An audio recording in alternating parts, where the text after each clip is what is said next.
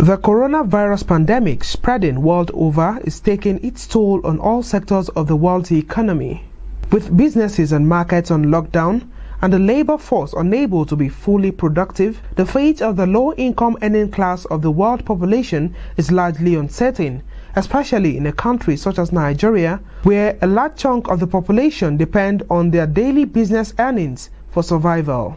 As the outbreak of COVID-19 continues to cripple commercial and business activities, low-income earners bear the brunt as their sources of livelihood are snatched from them, making it difficult for them to settle bills such as house rent and other utilities. Indeed, this group are the most vulnerable and are affected the most by the ugly consequences of COVID-19 in Nigeria. The average low-income earner has to toil day and night in order to be able to meet up with paying house rent monthly or annually. This becomes even worse when his means of livelihood is on standstill owing to the prevalent coronavirus. One can only imagine what becomes of this low-income earning category of the Nigerian population at this critical work-from-home time in the nation's history. Another cause for concern, perhaps, is the issue of self-isolation and social distancing. This is almost impossible for people living in slums scattered across different states in the country.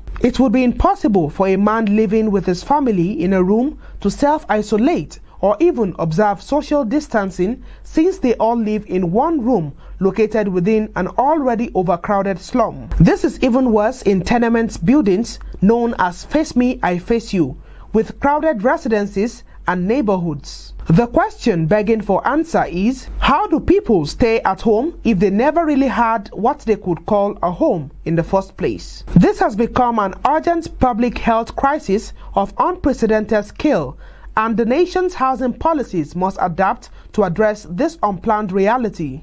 Government must act promptly to ensure that families and individuals can get access to housing if they are not already housed, and stay in their homes in the event of a pandemic or economy breakdown such as this. Also, government should consider supporting the low-income earning category of the country's population by giving out the various unoccupied, deserted, and unclaimed buildings scattered across various states of the Federation, especially in Lagos and the Federal Capital Territory, where slums are predominant. Without putting all of these palliative measures in place, attempting to contain the spread of COVID-19 in Nigeria may become a Herculean task that will cost the nation more than it can afford. One lesson must, however, be learned from these trying times of COVID-19. Africa must do more in the area of affordable housing provision for its people.